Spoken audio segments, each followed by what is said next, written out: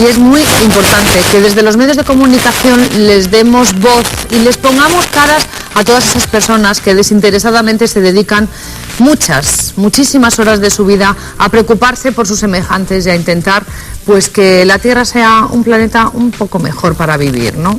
Para lograr estos altos objetivos vitales y sobre todo el respeto de los derechos humanos se trabaja muchísimo, y si hay una organización que vale la pena llevar a cabo y vale la pena nombrar y sobre todo dar las gracias por estar aquí, y que habla de la declaración de principios que no todos los países respetan, pues es Amnistía Internacional. Hoy nos acompaña el presidente de la organización en Asturias, Francisco Javier Fernández. Muchas gracias por estar aquí, Francisco. Gracias a vosotros. Bueno, lo primero, quizá a grandes rasgos un poco, porque se celebran 25 años de Amnistía Internacional, pero ¿cuánto tiempo lleva en Asturias? ¿Cuándo se formó?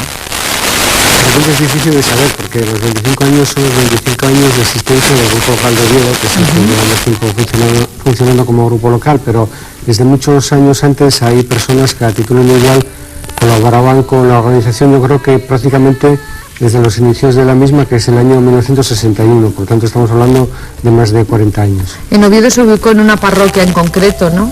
Sí, los comienzos fueron difíciles.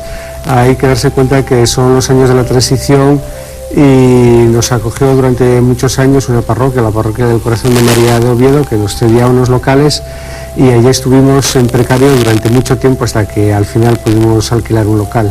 Incluso hay alguna anécdota que algunos de los feligreses que se acercaban a la parroquia se quedaban muy extrañados con las presencias de ciertas personas que tachaban un poco de raros, ¿no? Como, ¿y estos quiénes son? Sí, Amnistía Internacional en los primeros años era una organización un poco conocida, incluso un poco sospechosa, no se sabía que era eso de los derechos humanos. Entonces, pues la gente que entraba a la parroquia muchas veces, pues a la liturgia o a las actividades propias de una parroquia le parecía raro tener, hay personas que se decían que eran defensoras de los derechos humanos y que, pues no sabían muy bien qué era lo que hacían realmente.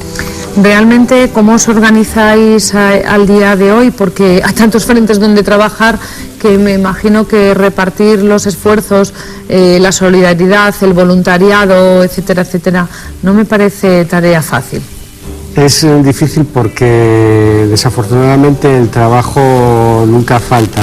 Nosotros siempre decimos que nuestra mayor pretensión sería desaparecer, pero no es así, y en este momento pues en Asturias tenemos 3 grupos locales trabajando, uno en Oviedo, que es el más antiguo, como decía antes, otro en Gijón y otro en la zona de Avilés-Pravia, y hay también muchas personas socias y personas que también colaboran puntualmente, por ejemplo, en campañas de recogidas de firmas o dando clases o charlas en los colegios.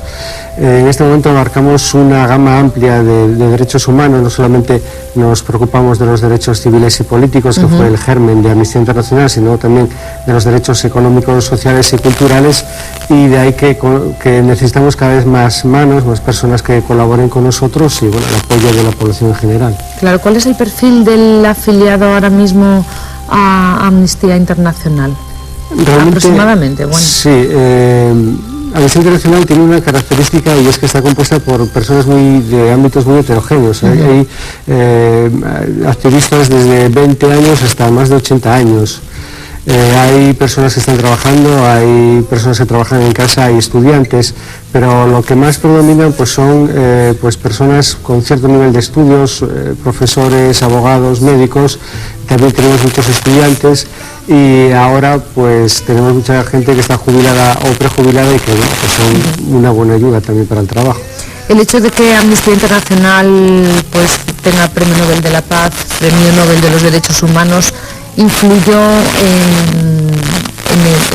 en el recuento de nuevos afiliados y de nuevas personas que participan activamente con Amnistía, con la ONG. Desde luego que sí. El año 77, que es el año en el que Amnistía Internacional recibe el Premio Nobel de la Paz, eso supone un respaldo muy importante. En España era cuando se estaba empezando a hablar de Amnistía Internacional, eso favoreció que se crease la sección española y que mucha gente conociese cuál era la labor de Amnistía Internacional. Se empezó a hablar de lo que son los presos de conciencia, se empezó a hablar de que todas las personas, independientemente de su origen étnico, de su estrato social, tienen unos derechos humanos inalienables. Hasta ese momento pues parecía que era una cuestión solamente de élites, algo que era pues poco conocido, pues pasó a ser el dominio del gran público prácticamente. ¿Qué reto tiene al día de hoy la organización?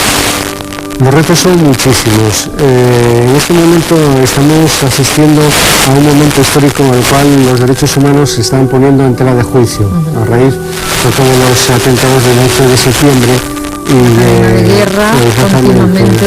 Pues estamos asistiendo pues a un aumento de la tortura, de los casos de presos de conciencia, de una situación en la cual pues la pena de muerte no se acaba de erradicar del todo y están apareciendo nuevos problemas. Están apareciendo los problemas de las grandes cifras de muertos, de civiles muertos en las guerras. Están apareciendo los problemas de que en un mundo que realmente tiene recursos para alimentar a toda la población, pues la mayoría de las personas no tienen ni siquiera lo más básico para vivir. Hoy que además se celebra el día del agua, ¿no? Donde se pide que intentemos guardar al menos un 5% cada uno de nosotros, que puede que así algunas personas que no tienen agua, sí, o que no tienen ese agua saludable, ¿no? Centroamérica es uno de esos lugares donde no hay. Precisamente es un buen ejemplo porque recientemente se ha declarado el agua como un derecho humano, el derecho a tener agua. Bueno, aquí nos parece que es absurdo porque además tenemos todo el agua que queremos,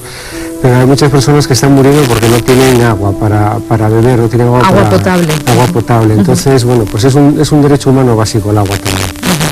Desde luego que sí. Bueno, ¿qué mensaje se puede transmitir al día de hoy? Porque hay tanto, como tú dices, tanto donde trabajar, tanta gente repartida en diferentes tareas.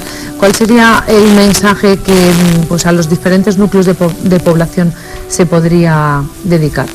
Yo siempre digo que el mensaje principal que todo el mundo tiene que percibir es la necesidad de informarse. Estamos en un momento en el cual, por una parte, recibimos mucha información, a veces no tenemos tiempo ni para digerirla, pero por otra parte hay información que permanece oculta o que realmente hay que tener como unas gafas especiales para poder verla. Entonces, tener esa información, leer entre líneas cuáles son los problemas de derechos humanos, yo siempre digo estudiar toda la situación de los países, y una vez que tenemos eso, pues ponernos a actuar, pero yo creo que lo primero es sensibilizarse y saber cómo está el mundo, eso es lo fundamental. Claro. ¿Cuáles son las actuaciones en las que participa la delegación de Asturias ahora mismo, activamente? En este momento tenemos en marcha varias campañas. Hay campañas permanentes, como puede ser la campaña contra la pena de muerte. Hay campañas permanentes de educación de derechos humanos, precisamente. Todos los años hacemos un gran número de charlas, de visitas a los colegios para explicar a los niños, a la gente joven, pues cómo son los derechos humanos, cómo se puede defender, cómo se puede colaborar. En este momento hay una gran campaña contra la tortura, por el aumento que antes comentábamos de los casos de tortura en el mundo, y hay otra gran campaña sobre los derechos humanos de las mujeres. Es un problema que parece que es una moda, pero no es ninguna moda. Hay muchas mujeres en el mundo que están sufriendo violencia, no solamente violencia doméstica, que es de la que más se habla, sino que las mujeres están sufriendo violencia también en las guerras. Se utiliza, por ejemplo, la violencia sexual como arma de guerra en muchos lugares. Están sufriendo la violencia de ver pues cómo su familia se ve resquebrajada o se pierden miembros pues por culpa de las guerras o por culpa del hambre. Entonces, bueno, son ahora las grandes campañas que tenemos.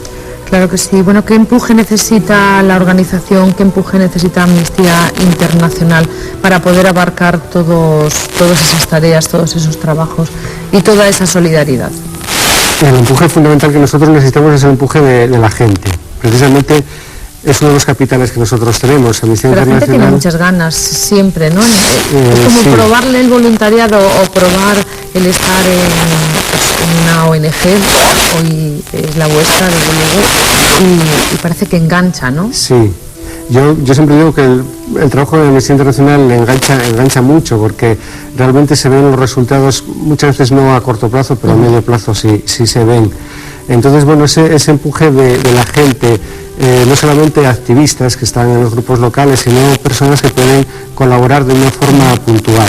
pues a menudo tenemos campañas de recogida de firmas o campañas de envío de cartas para lograr, pues por ejemplo, en un caso muy conocido, que es el caso de Safia Husseini, que no se la ejecutase al final, se necesitaron... Y ahí está la solidaridad, y ahí el está, número de se firmas. necesitaron 9 millones de firmas, pero se consiguieron 9 millones de firmas. Que por firmar es un instante y ya está. Y es muy Francisco, un valioso. instante ha sido esta entrevista, pero que te damos las gracias por haber compartido aquí con nuestros espectadores y aquí en el programa Con Todos de Azúcar. Muchísimas gracias. Pues gracias a vosotros. Nosotros les esperamos porque mañana tendremos mucho más Con Dos de Azúcar, así que pasen muy buena tarde, que se queden con TPA y nos vemos. Hasta mañana.